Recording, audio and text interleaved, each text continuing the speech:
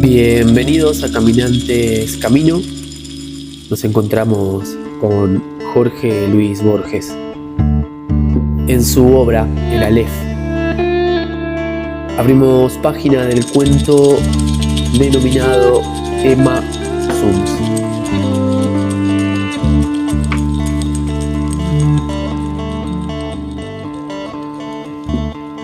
El 14 de enero de 1922, Emma Suns, al volver de la fábrica de tejidos Tarbuk y Löwenthal, halló en el fondo del zaguán una carta, fechada en Brasil, por la que supo que su padre había muerto. La engañaron a primera vista, el sello y el sobre. Luego la inquietó la letra desconocida. 9 o 10 líneas borroneadas querían colmar la hoja. Emma leyó que el señor Mayer había ingerido por error una fuerte dosis de veronal y había fallecido el 3 del corriente en el hospital de Bajé. Un compañero de pensión de su padre firmaba la noticia, un tal Fein o Fine de Río Grande, que no podía saber que se dirigía a la hija del muerto. Emma dejó caer el papel. Su primera impresión fue de malestar en el vientre y en las rodillas. Luego de ciega culpa, de irrealidad, de frío, de temor. Luego quiso ya estar en el día siguiente. Acto continuo comprendió que esa voluntad era inútil porque la muerte de su padre era lo único que había sucedido en el mundo y seguiría sucediendo sin fin. Recogió el papel y se fue a su cuarto. Furtivamente lo guardó en un cajón, como si de algún modo ya conociera los hechos ulteriores. Ya había empezado a vislumbrarlos. Tal vez ya era a la que sería. En la creciente oscuridad, Emma lloró hasta el fin de aquel día el suicidio de Manuel Mayer, que en los antiguos días felices fue Emanuel Suns. Recordó veraneos en una chacra cerca de Gualeguay. Trató de recordar a su madre. Recordó la casita de Lanús que les remataron. Recordó los amarillos losanges de una ventana. Recordó el auto de prisión, el aprobio. Recordó los anónimos con el suelto sobre, el desfalco del cajero.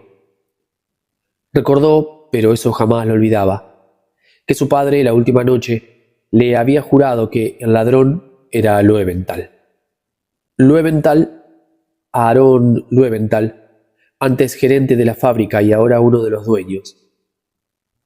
Emma, desde 1916, guardaba el secreto. A nadie se lo había revelado, ni siquiera a su mejor amiga, Elsa Urstein. Quizá rehuía la profana incredulidad.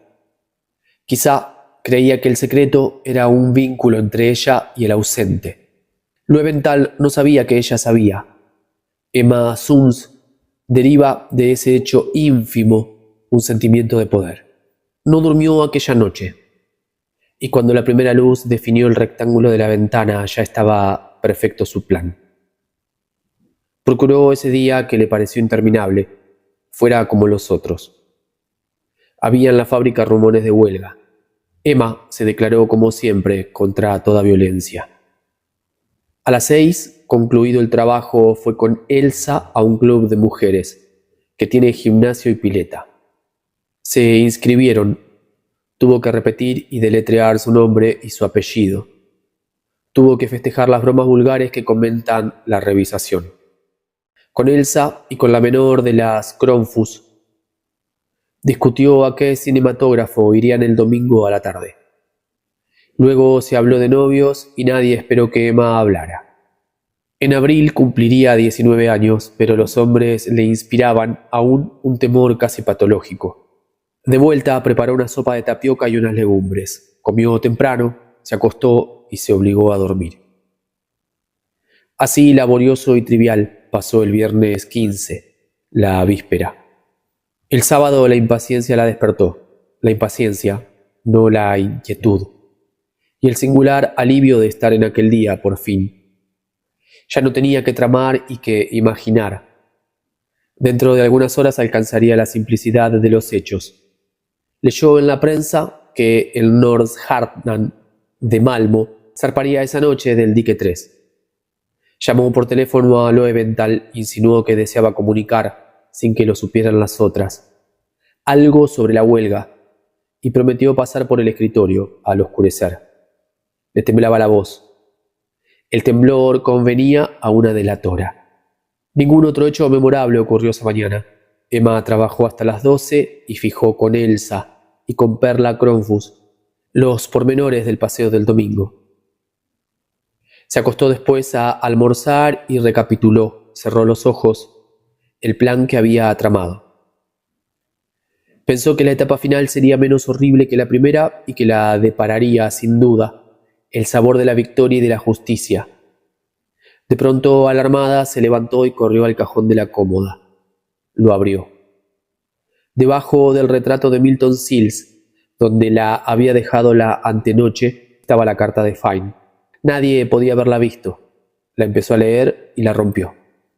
Referir con alguna realidad los hechos de esa tarde sería difícil y quizás improcedente. Un atributo de lo infernal es la irrealidad. Un atributo que parece mitigar sus terrores y que los agrava tal vez. ¿Cómo hacer verosímil una acción en la que casi no creyó quien la ejecutaba? ¿Cómo recuperar ese breve caos que hoy la memoria de Emma Sunds repudia y confunde? Emma vivía por Almagro, en la calle Liniers. Nos consta que esa tarde fue al puerto. ¿Acaso en el infame paseo de julio se vio multiplicada en espejos, publicada por luces y desnudada por los ojos hambrientos? Pero más razonable es conjeturar que al principio erró, inadvertida por la indiferente Recoba. Entró en 2 o 3 bares, vio la rutina o los manejos de otras mujeres. Dio al fin con hombres del Nordsjärnan. De uno muy joven temió que le inspirara alguna ternura y optó por otro, quizá más bajo que ella y grosero, para que la pureza del horror no fuera mitigada. El hombre la condujo a una puerta y después a un turbio zaguán, y después a una escalera tortuosa, y después a un vestíbulo, en el que había una vidriera con losanges idénticos a los de la casa en Lanús, y después a un pasillo, y después a una puerta que se cerró.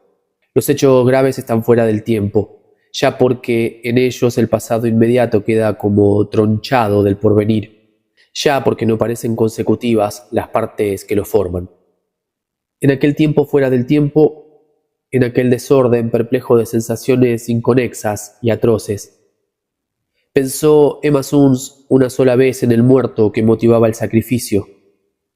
Yo tengo para mí que pensó una vez y que en ese momento peligró su desesperado propósito. Pensó, no pudo no pensar, que su padre le había hecho a su madre la cosa horrible que a ella ahora le hacían. Lo pensó con débil asombro y se refugió enseguida en el vértigo. El hombre sueco o finlandés no hablaba español. Fue una herramienta para Emma como ésta lo fue para él, pero ella sirvió para el goce y él para la justicia. Cuando se quedó sola, Emma no abrió enseguida los ojos. En la mesa de luz estaba el dinero que había dejado el hombre. Emma se incorporó y lo rompió como antes había roto la carta. Romper dinero es una impiedad, como tirar el pan. Emma se arrepintió, apenas lo hizo.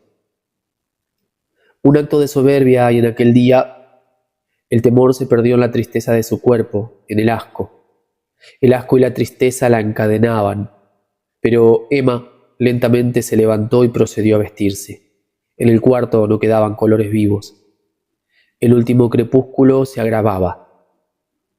Emma pudo salir sin que la advirtieran. En la esquina subió a un lacroce que iba al oeste. Eligió conforme a su plan el asiento más delantero para que no le vieran la cara. Quizá le confortó verificar, en el insípido trajín de las calles, que lo acaecido no había contaminado las cosas. Viajó por barrios decrecientes y opacos, viéndolos y olvidándolos en el acto, y se apeó en una de las bocacalles de Warnes. Paradójicamente su fatiga venía a ser una fuerza. pues lo obligaba a concentrarse en los pormenores de la aventura y le ocultaba el fondo y el fin. Aarón Loewenthal era para todos un hombre serio, para sus pocos íntimos un avaro. Vivía en los altos de la fábrica, solo. Establecido en el desmantelado arrabal, temía a los ladrones. En el patio de la fábrica había un gran perro y en el cajón de su escritorio, nadie lo ignoraba, un revólver. Había llorado con decoro el año anterior la inesperada muerte de su mujer, una Gauss que le trajo una buena dote. Pero el dinero era su verdadera pasión. Con íntimo bochorno se sabía menos apto para ganarlo que para conservarlo. Era muy religioso. Creía tener con el Señor un pacto secreto que lo eximía de obrar bien, a trueque de oraciones y devociones. Calvo, corpulento, enlutado, de quevedos ahumados y barba rubia, esperaba de pie junto a la ventana el informe confidencial de la obrera Sunz. La vio empujar la verja, que él había entornado a propósito, y cruzar el patio sombrío. La vio hacer un pequeño rodeo cuando el perro atado ladró. Los labios de Emma se atareaban como los de quien reza en voz baja. Cansados, repetían la sentencia que el señor Loewenthal oiría antes de morir. Las cosas no ocurrieron como había previsto Emma Sunz. Desde la madrugada anterior, ella se había soñado muchas veces dirigiendo el firme revólver, forzando al miserable a confesar la miserable culpa y exponiendo la intrépida estratagema que permitiría a la justicia de Dios triunfar de la justicia humana. No por temor, sino por ser un instrumento de la justicia, ella no quería ser castigada. Luego, un solo balazo en mitad del pecho rubricaría la suerte de Loewenthal. Pero las cosas no ocurrieron así. Ante Aarón Loewenthal, más que la urgencia de vengar a su padre, Emma sintió la de castigar el ultraje padecido por ello. No podía no matarlo después de esa minuciosa deshonra. Tampoco tenía tiempo que perder en teatralerías. Sentada tímida, pidió excusa a Loewenthal.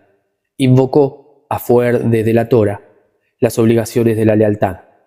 Pronunció algunos nombres, dio a entender otros y se cortó como si la venciera el temor. Logró que Loewenthal saliera a buscar una copa de agua. Cuando este incrédulo de tales aspavientos, pero indulgente, volvió del comedor, Emma ya había sacado del cajón el pesado revólver. Apretó el gatillo 2 veces. El considerable cuerpo se desplomó como si los estampidos y el humo lo hubieran roto. El vaso de agua se rompió. La cara miró con asombro y cólera.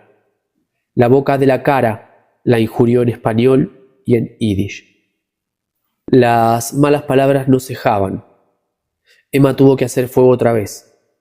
En el patio, el perro encadenado rompió a ladrar y una efusión de brusca sangre emanó de los labios obscenos y manchó la barba y la ropa.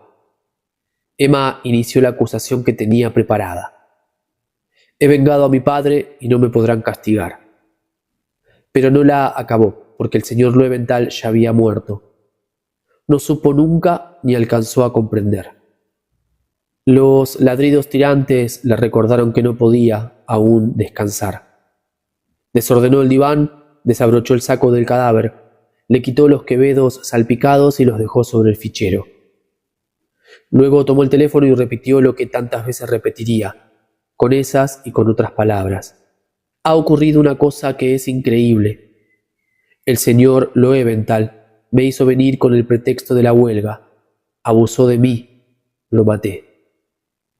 La historia era increíble, en efecto, pero se impuso a todos, porque sustancialmente era cierta. Verdadero era el tono de Emma Sunz, verdadero el pudor, verdadero el odio.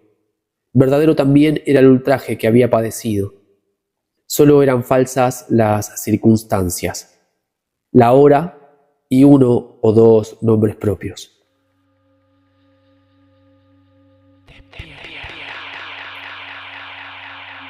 Final de la lectura de este cuento. Nos proponemos próxima cita para encontrarnos a leer La casa de Asterión. Muchas gracias por la compañía. Un gran abrazo.